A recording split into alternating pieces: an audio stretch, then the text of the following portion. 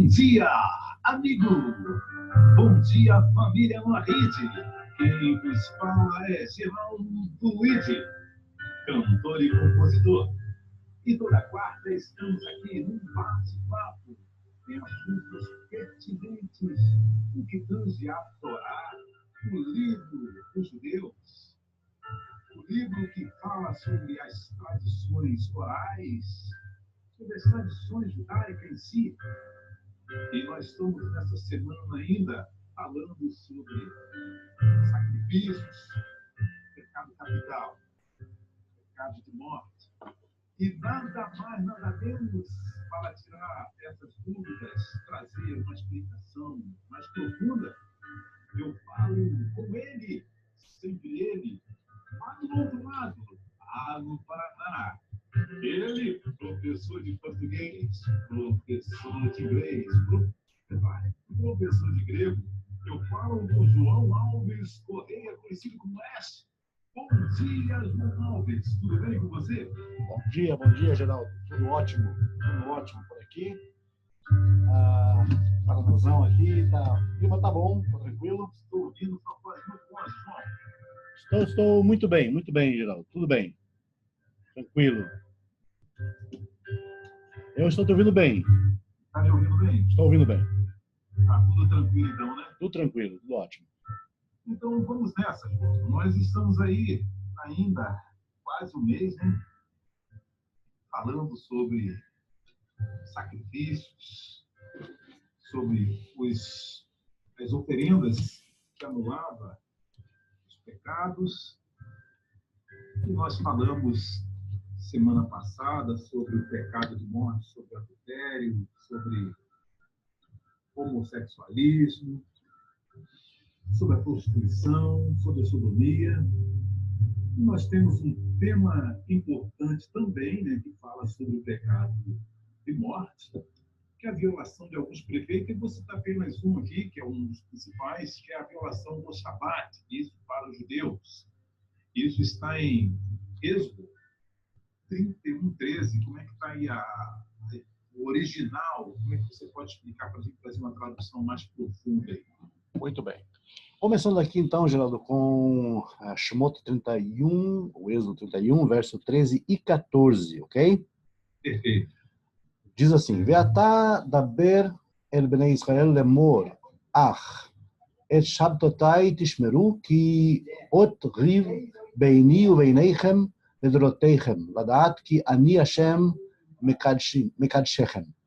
Ou seja, dirás aos filhos de Israel, os meus sábados guardareis, porque ele é um sinal entre mim e entre vós, pelas vossas gerações, para saber que eu sou o Eterno que vos santifica. Verso 14.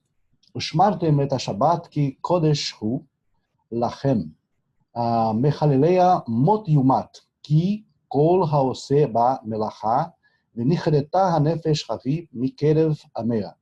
Ou seja, e guardareis o Shabat, porque ele é santo para vós. Aquele que profaná-lo certamente morrerá, porque o que faz nele alguma obra, será cortada esta alma, aquela alma, do meio do teu povo, do meio do seu povo. Muito bem, nós temos aqui então uma penalidade severa, uma punição severa para aquele israelita que violasse o Shabat, né? No contexto da lei judaica. Como você bem salientou, essa lei é uma lei estrita para o povo de Israel, até porque o verso 13 deixa claro que é um sinal entre Deus e os filhos de Israel. Não entre Deus e o homem, a humanidade, mas exclusivo do povo judeu. Ou seja, essa lei é o primeiro princípio a ser estabelecido, porque há muita confusão com relação a isso. Tem muitos não-judeus que acham que devem observar o Shabat. Isso não é bíblico, isso não está de acordo com a Torá, não está de acordo com a tradição judaica e não está de acordo com a lógica e o bom senso. Porque é uma lei tribal para o povo de Israel apenas, que é um sinal entre eles e seu Deus. Apenas, não somente. Muito bem, e há, no verso 14, sim, uma pena capital para aquele que desobedecesse. Agora, essa pena capital, nós falamos na semana passada que algumas leis foram dadas para o povo porque havia uma prática muito forte, né? Então, foi dado para aquela época para o povo ir se adaptando, ou seja, para ter um certo temor. Só que essa lei do Shabat, ela não tinha nenhuma prática anterior, né? A gente vai ver que o Eterno, ele estabelece isso lá em Bereshit 2, né? Sim.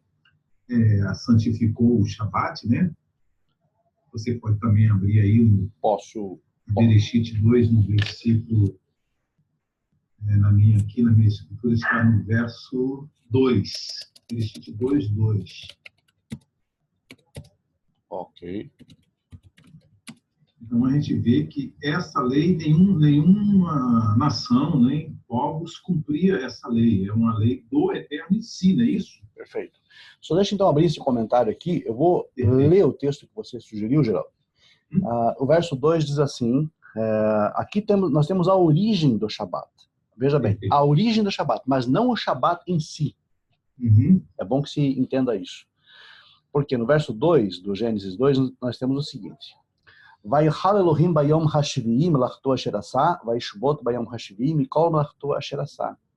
E acabou Deus no dia 7º a obra que fizera e cessou no dia 7º de toda a sua obra que fizera.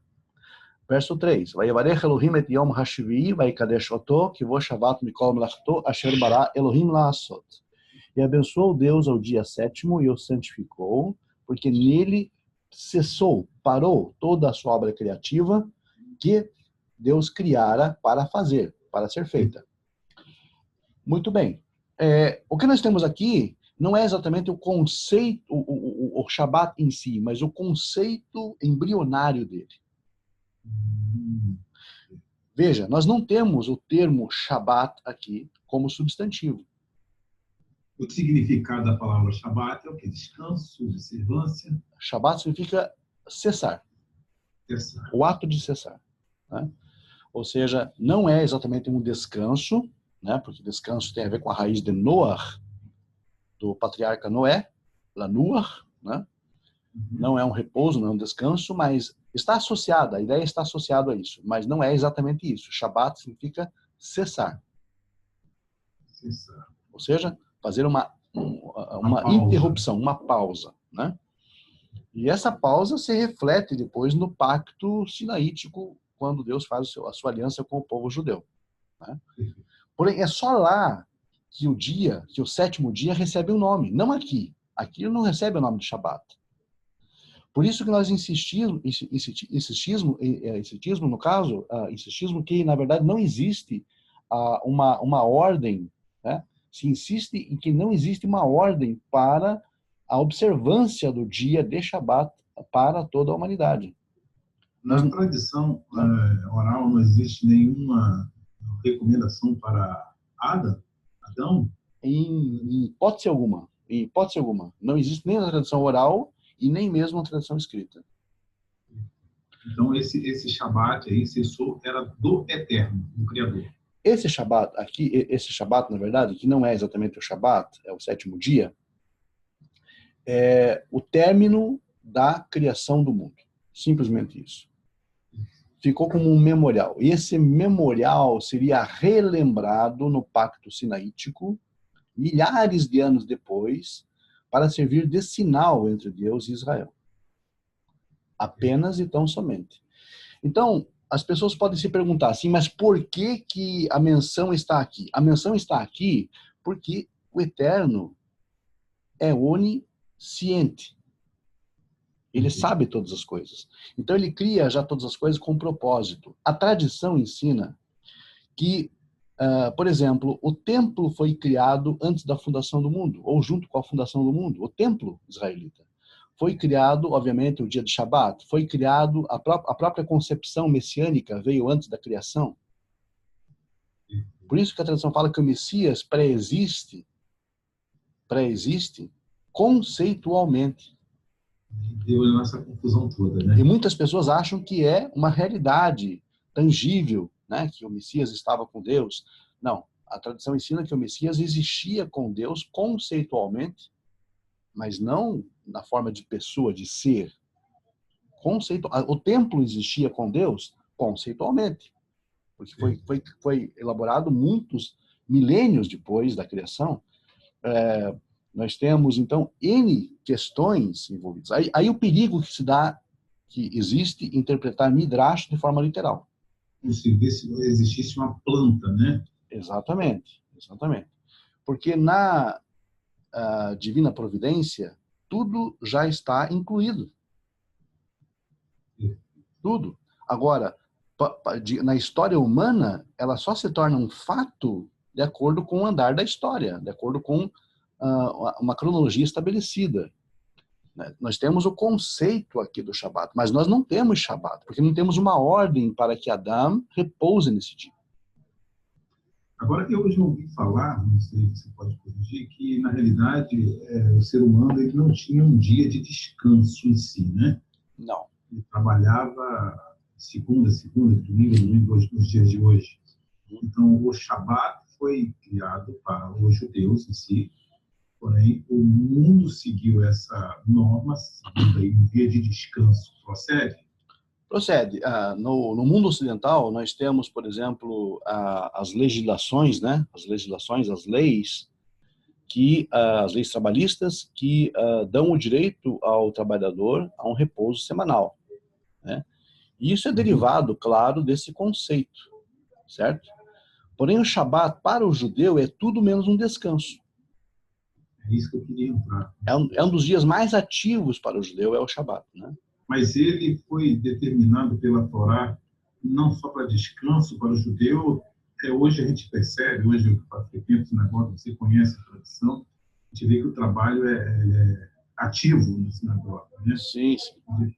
Você, quando entra ao pôr do sol da sexta-feira, né? Uhum. Você já tem aquele movimento, já a sexta-feira à tarde, você já está movimentando, fazendo jantar, né? Tem esse movimento. Qual a base que a gente tem na Torá em cima disso? Então, a base da Torá é que o Shabat em si era um dia de serviço divino especial, né? Oferecia-se ofertas sacrificiais adicionais no templo neste dia. As pessoas se reuniam para a leitura pública da Torá, no período, na época de o Ezra. Ou seja, então formou-se uma liturgia ao longo da história judaica que o judeu deve cumprir hoje em dia nas Batei Knessiot, nas sinagogas, no mundo afora. Não é um dia para descansar do trabalho em si. Não é um dia... Como diz lá em Bereshit, o Eterno cessou, parou. Isso. Não é um dia de descanso. Tanto não é um dia de descanso, porque o texto diz o seguinte, que Vo Shavat Mikol Melachto Asher Bara Elohim Laasot, porque nele cessou de toda a sua obra que criara Deus para ser feita. O termo lá, Asot, no final, é um termo muito discutido na tradição judaica, porque implica numa continuidade do trabalho. Ainda que não seja um trabalho como melachá, como obras proibidas no Shabat para o judeu, as 39 melachot proibidas, né? Mas sim é um outro tipo de trabalho chamado avodá. Avodá significa serviço divino. Tem que chegar no entender mesmo o conceito do original, né? No hebraico, para você entender. Se pegar de em português, aí a gente vai entender errado. Porque há dois tipos de trabalho na língua hebraica, no caso geral. A melachá, que é a obra proibida no Shabat, que são aquelas obras que transformam a natureza, ok? E há o trabalho permitido, que é a avodá. Explica aí pra gente. Certo?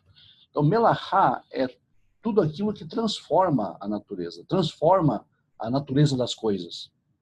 Por exemplo, quando você queima alguma coisa, um papel, por exemplo, o papel passa a ser outra coisa. Cinza. Então, isso é uma transformação natural. Por isso que queimar as coisas é proibido no Shabat.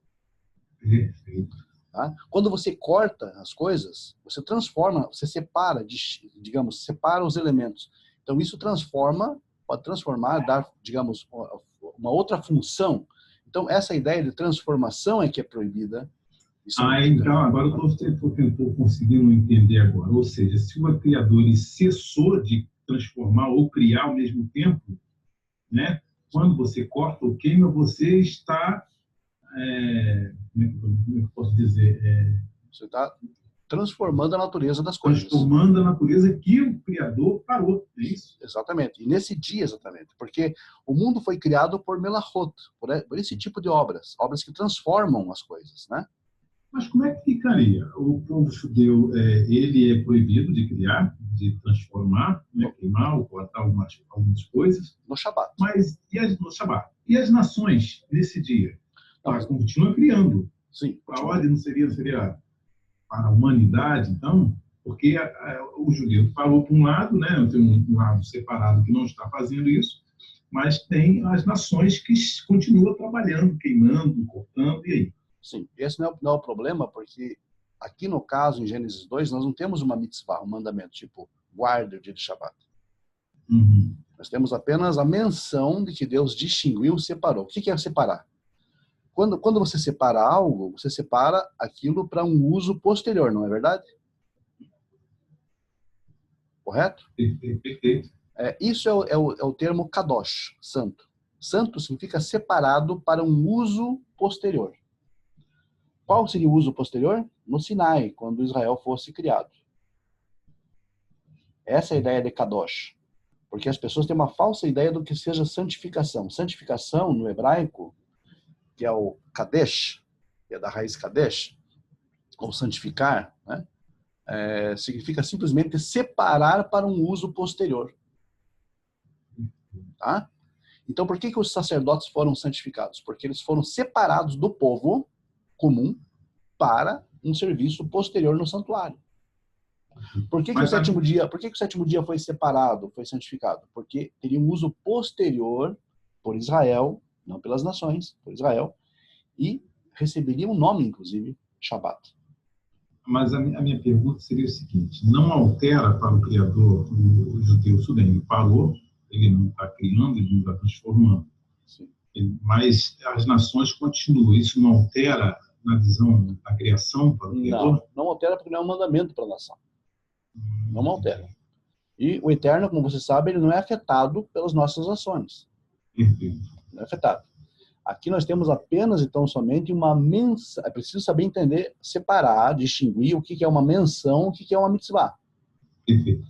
Uma menção é que Deus separou aquele dia, porque ele cessou naquele dia a sua obra de criação, tá? As suas melachot.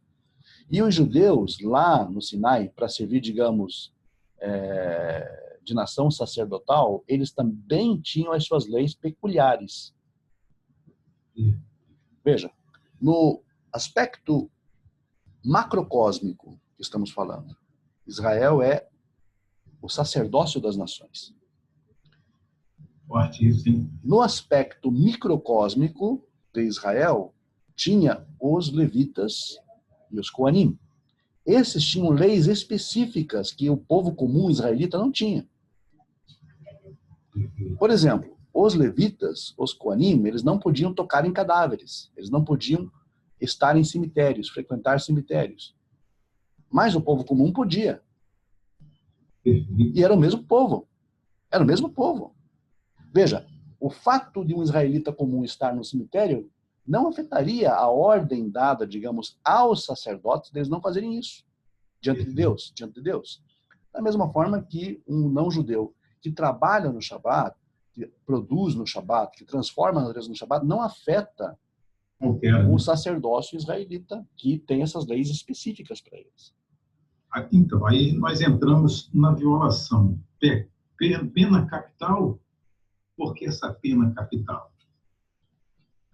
Porque existia a necessidade, como eu falei para você, em outro momento, Israel estava saindo de uma nação absolutamente e absurdamente pagã, com costumes, com vícios que estavam contaminando o povo judeu.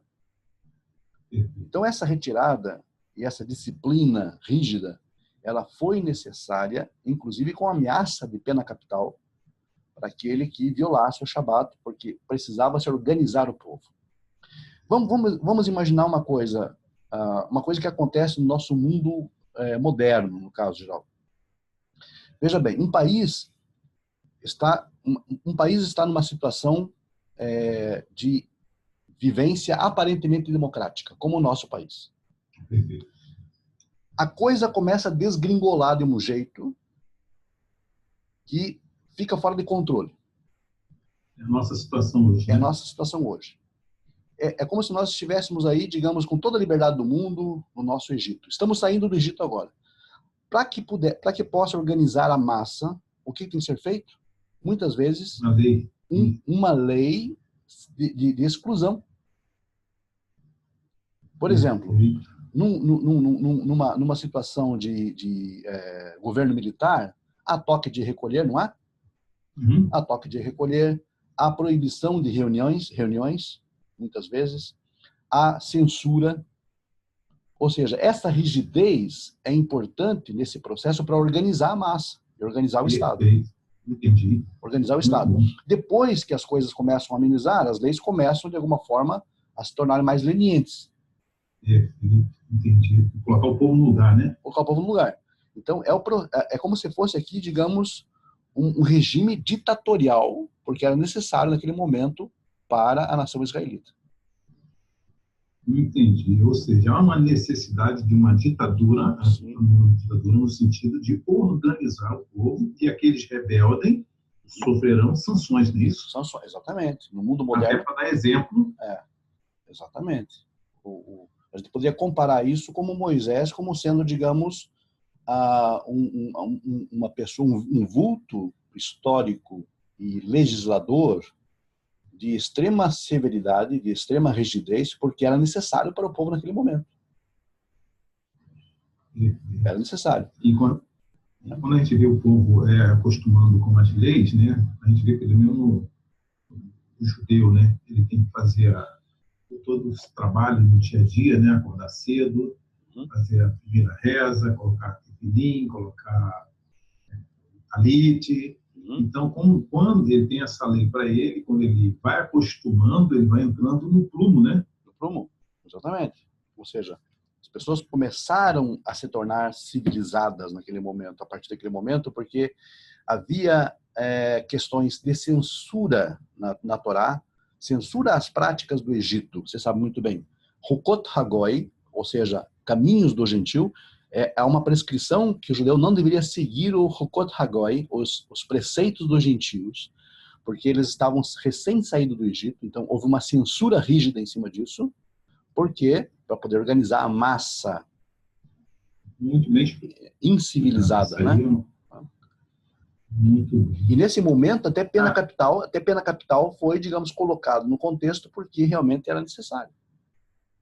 Para que o povo tinha um certo temor, tivesse um certo temor, não é isso? Certo temor. E pudesse passar, digamos, a entender que eles não estavam mais no meio do Egito, eles não eram mais egípcios, mas sim, eles eram um povo à parte, separado, distinto, uma nação independente, diferente agora, muito mais compromissada ainda, porque eles tinham, digamos, a questão do monoteísmo, que Moisés implantou para eles, trouxe para eles, apresentou para eles novamente, e eles precisavam, então, organizar todo esse sistema, o Estado, da nação, as suas leis precisavam, para que o Estado pudesse funcionar.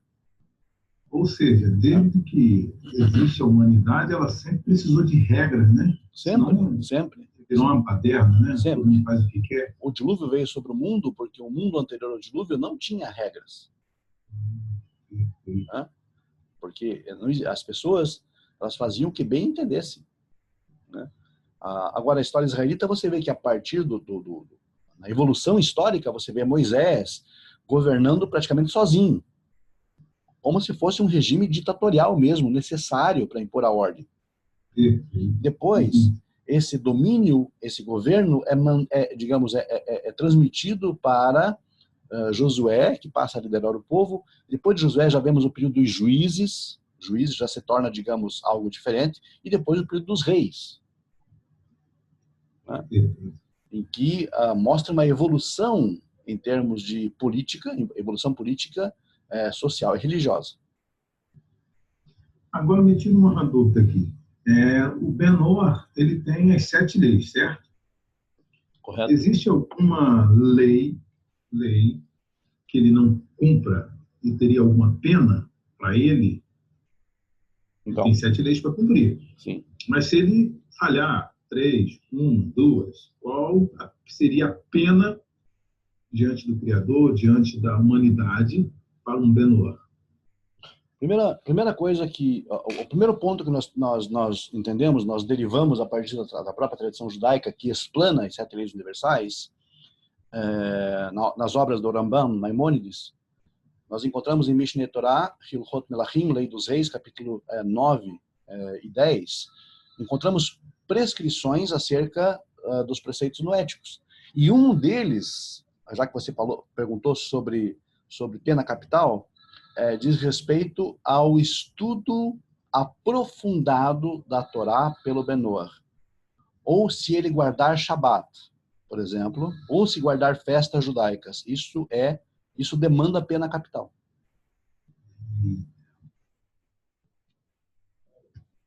A lei do seu país, como é que funciona isso? Ele vivendo num país tipo Israel em si, que é o país das leis da Torá? Vamos tentar colocar isso no nosso contexto hoje. O que o Maimônides quis dizer com isso? O Maimônides usa uma expressão, Geraldo, hebraica, que eu não sei se todos conhecem, mas se não conhecem, vão conhecer agora, que é Hayav Mitah.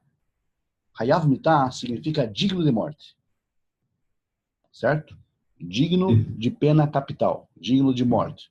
Então, a pessoa que faz isso, ele é digno de morte. Não quer dizer que ele vai ser morto.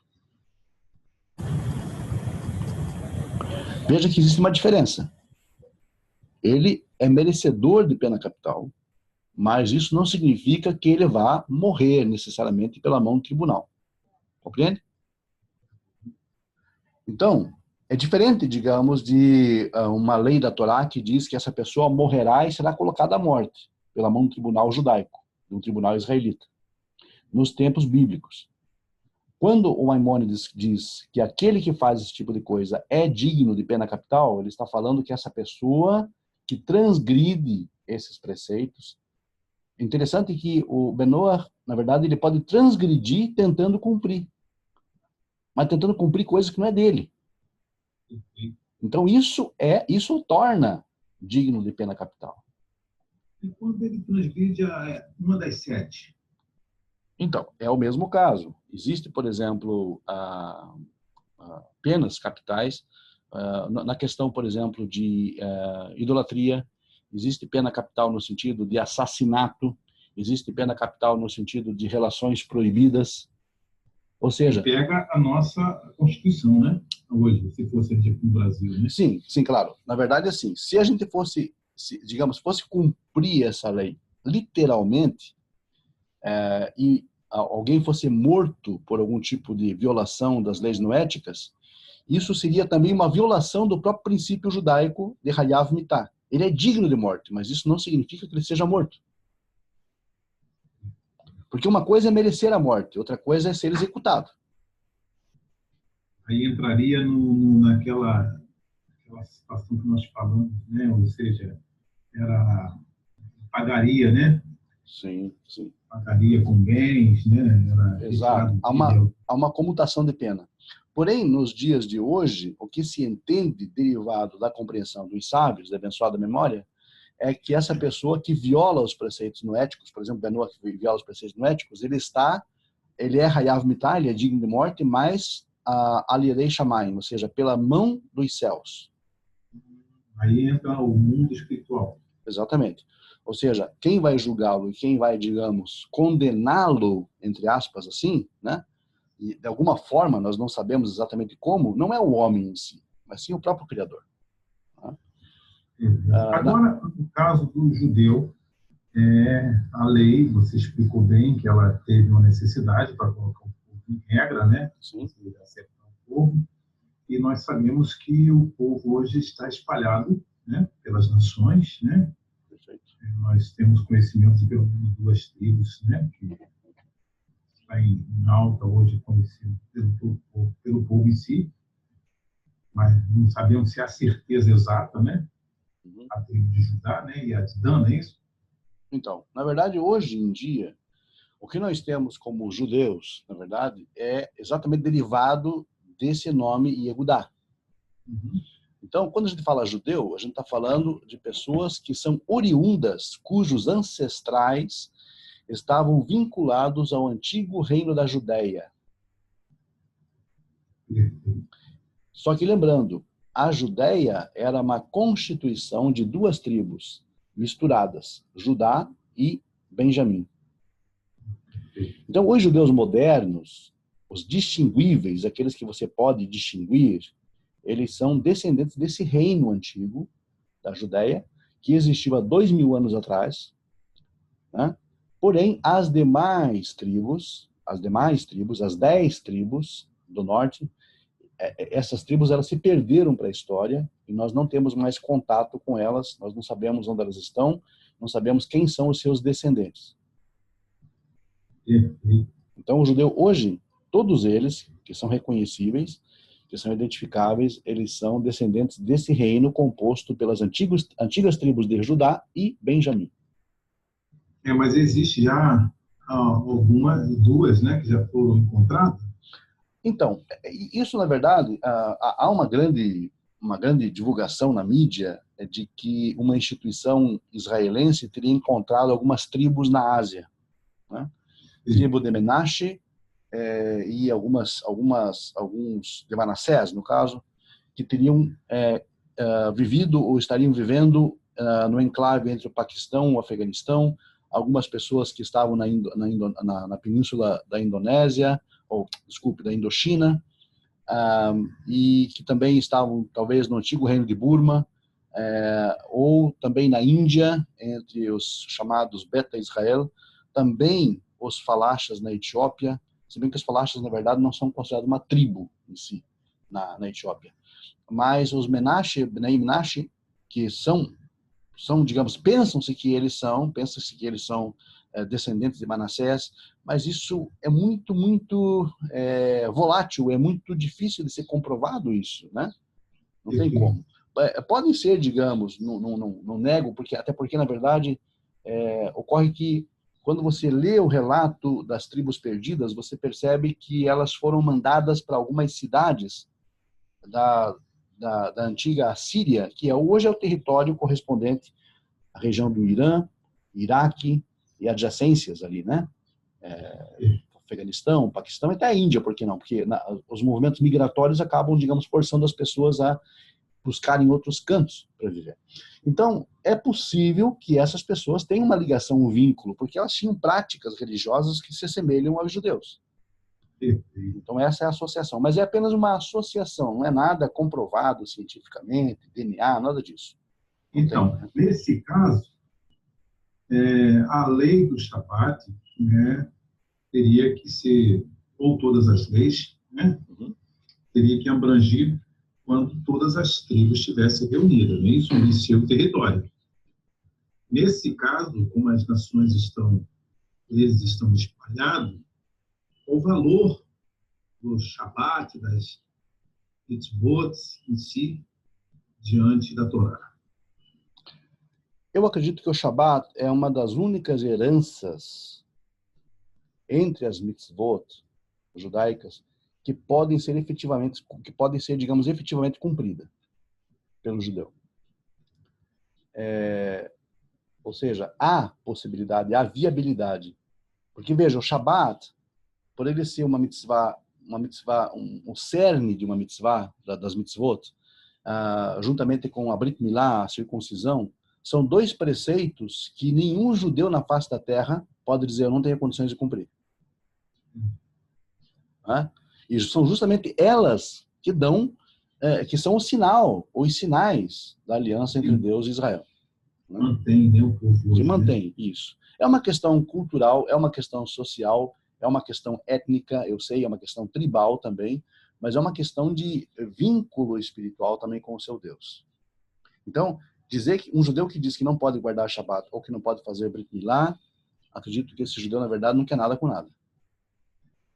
Agora, no que tange à alimentação, nós sabemos que o judeu ele tem uma regra de alimentações, né? Sim. Comida kasher.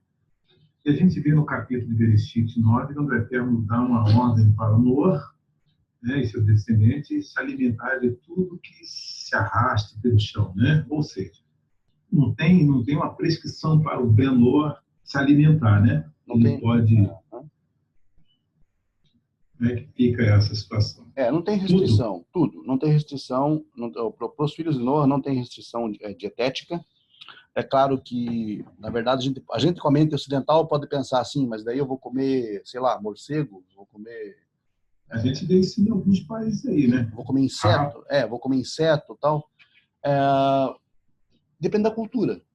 Aqui no Ocidente, isso é inviável, né? Eu, por exemplo, não costumo comer algum tipo de fruto do mar. Gosto de peixe, mas não como todos os frutos do mar. Porque, para mim, alguns são, de fato, repugnantes. Né? Mas não há nenhum pecado. Mas não há nenhum pecado em comê-los. Né? E para Benor, por exemplo, não há nenhuma transgressão envolvida. Eu poderia comer, sem nenhum problema. Mas é que a minha cultura, a minha criação, aonde eu fui criado, e também a questão, digamos, muito íntima, pessoal, eu não gosto. Né? Então, eu não como. Mas a gente vê na Índia, na China, o pessoal comendo rato, não há nenhum pecado. Não há nenhum pecado. Para eles, não. Se acostumam. Na verdade, é assim. A gente tem que olhar o aspecto cultural da coisa e histórico. Você sabe que a China passou por uma... na Segunda Guerra Mundial e nas guerras que a China passou, os chineses foram muito massacrados pelos japoneses. Os japoneses eram implacáveis com os chineses. Eles cometeram atrocidades, geral, contra os chineses na Manchúria, que os chineses ficaram morrendo de fome.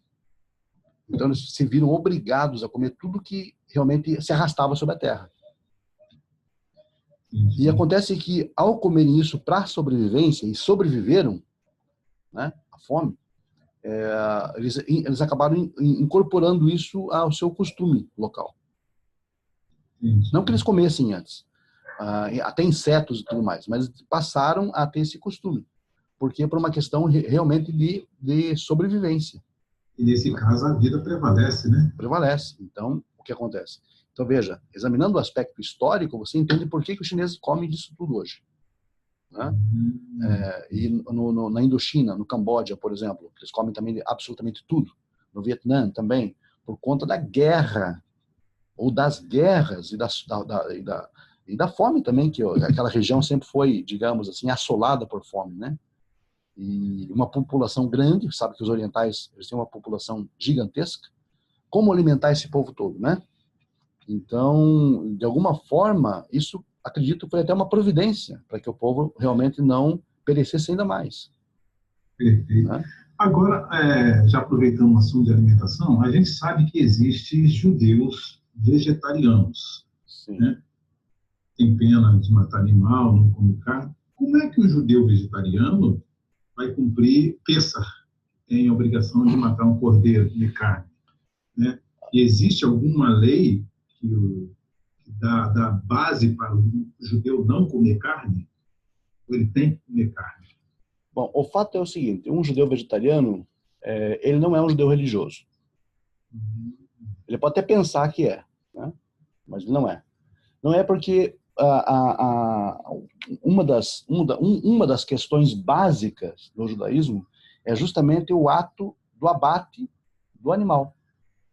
É um dos fundamentos básicos da lei judaica, a lei de Shechitá, que foi dada para o povo judeu, e existe uma série de questões envolvidas, como você mesmo colocou, inclusive, com relação ao templo em si.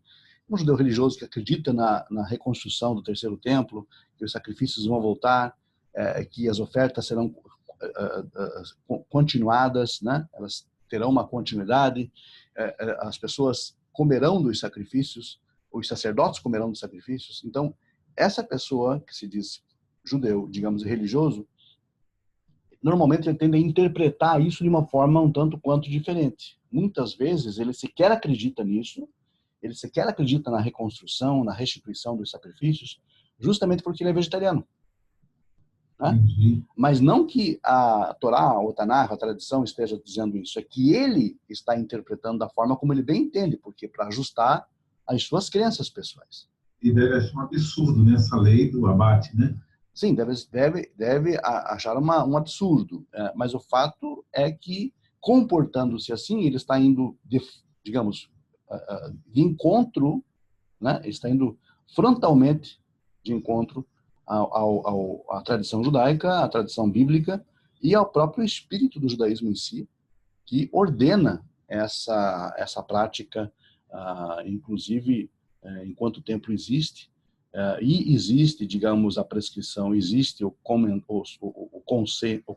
quase um consenso entre os judeus de que o templo voltará, será restituído, os sacrifícios serão retomados, então essa pessoa vai ficar, digamos, numa situação um tanto quanto estranha no contexto judaico, caso essa pessoa possa testemunhar isso, né? Agora você imagine, por exemplo, um Cohen que seja vegano. O sacerdote ele é obrigado a comer no templo, no santuário, no seu ofício, de acordo com a Torá, a comer a carne do sacrifício. E aí? Né? E aí, como é que fica? Então, como eu falei para você, pode ser judeu, mas não é religioso. Entendi.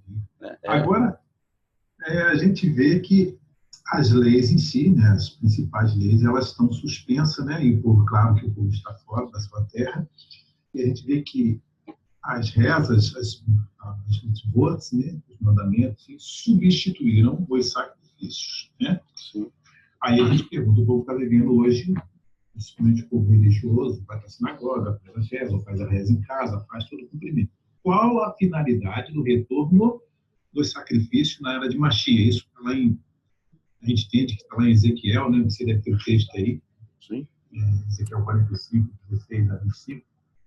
Se as mitzvot, as rezas substituem hoje os sacrifícios, qual seria a finalidade de voltar, se hoje o povo está bem com as rezas? Então, a grande questão é a seguinte, eu não vou ler o texto aqui, porque senão vai tomar muito tempo, né? Mas quem quiser pesquisar depois, pode ver Ezequiel 45, 16 a 25, uma aparente retomada dos sacrifícios no momento em que Israel estiver, digamos, em condições para que isso se efetive. O peso da tradição judaica insiste no retorno do templo e dos sacrifícios. 99% dos comentários judaicos aludem a isso. E, aparentemente, o que Ezequiel está falando aqui realmente é de um retorno do sistema como era no templo, no segundo templo. O que acontece é o seguinte, há visões judaicas contrárias também.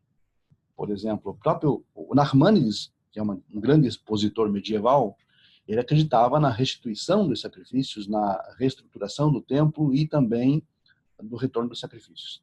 O Rambam Maimônides concordava em parte que o templo seria, digamos, viria novamente, seria reconstruído, mas que seria mais um memorial, não seria tanto uma ideia de sacrifícios retomados, aquela coisa toda. São duas visões diferentes, né? Duas visões diferentes. No judaísmo se sabe que existe esse tipo de noção, né? De pontos divergentes até.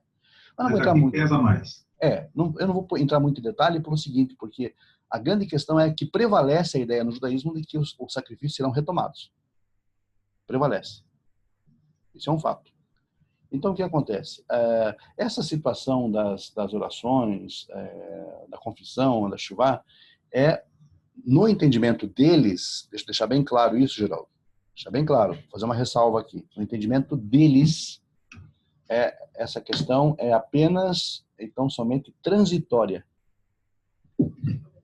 Mas a gente não acaba voltando lá para Miqueias, vai falar? Sim, por isso que eu estou falando para você. Isso é uma questão, por isso que eu deixei claro, a opinião deles, né? Essas questões são transitórias, porque o ideal seria, digamos, retomar o templo e o sacrifício. Né? Quer dizer, retornando para Miqueias agora, a minha interpretação, a minha ideia hoje é que o que prevalece de fato é o que Miqueias ensina. Você acaba seguindo o pensamento de Nachmanides, é isso? De Maimônides, Rambam. Ele acha que vai ter memorial, né? Memorial. O templo seria mais um memorial do que exatamente uma questão de necessidade de retomar sacrifícios e que eles sejam reativados, aquela coisa toda, né? Ou seja, Miqueias batendo de novo, né? Miqueias batendo de novo, né? Os profetas falando mais alto do que as vozes expositores do judaísmo, ou comentaristas judeus, né? É claro que a gente preza, a gente respeita, a gente estuda, mas isso não significa que existe uma necessidade de você concordar com tudo que você vê de fontes judaicas. E o próprio Rambam diz isso, inclusive, que o homem foi dado olhos para ele justamente na sua parte frontal, né? Por quê? Isso tem uma analogia muito interessante, que é o fato, digamos, de os olhos estão interligados ou interconectados diretamente à tua mente. Ou seja, você precisa ter bom senso. Em suma, é isso. Agora, há quem indica que Ezequiel 45 refere, já ouvi falar, se me corrigir errado, refere ao segundo templo. A gente sabe que está falando do terceiro templo, mas como Ezequiel está falando na Babilônia, né, refere ao segundo templo, não ao terceiro. Tem essa discordância? Procede? Procede. E na verdade, assim, você percebe que o texto de Ezequiel, ele também tem várias e várias porções que são metafóricas.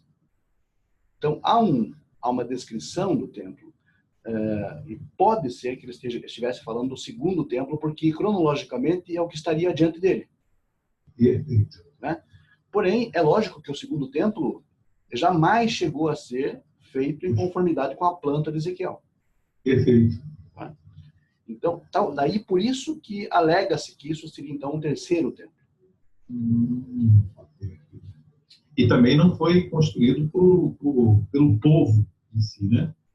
Exatamente. E o texto de Ezequiel, é bom salientar também, traz uma figura enigmática, que é o chamado príncipe. É o príncipe. Esse príncipe vai comandar o sacrifício, né? Exatamente. Esse príncipe é uma figura messiânica. Não teve no segundo. Não teve no segundo. Né? Daí joga-se para o terceiro. Então, há esses elementos no meio do texto que as pessoas acabam associando isso a um terceiro templo. E são elementos fortes. Vamos, né? Devemos evoluir. São fortes. Por quê? Se eu disser que isso aqui aplica-se ao segundo templo, então eu posso entender que o Messias também já veio no segundo templo. E contar que esse texto também vai falar da era de paz, né? Exatamente. Uma era em que as tribos estarão reunidas, coisa que não aconteceu no segundo templo. A figura messiânica que não aparece no segundo templo, a não ser que eu interprete o Messias como outra pessoa, né? Entendeu? Fala sobre cessar as guerras, né? Cessar as guerras, né? Então, por essa razão que geralmente se interpreta dessa forma. Mas, o que é lógico que isso aqui cabe um estudo muito aprofundado sobre o texto de Ezequiel. Mas o que eu gostaria de deixar claro aqui é que, na verdade, me parece que Ezequiel está prevendo, digamos, um ideal que transcende o físico. Só que isso é tema também para uma outra aula muito mais, digamos, aprofundada, né? Perfeito.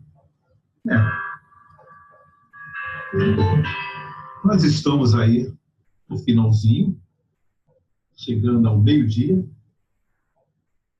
Eu acredito que foi bem esclarecido esse tema. Temos aí alguma coisa que ficou. Próxima aula, a gente vai ver se a gente dá continuidade. Mas eu acredito que passamos aí um mês, praticamente, falando sobre leis e sacrifícios, pena capital, né, sobre as oferendas que sanavam o pecado em si. E eu acredito que eu aprendi, eu acredito que eu aprendi com esse tema, acredito que muitos que ouviram os outros vídeos aprenderam muito. Eu fico muito feliz por essa oportunidade.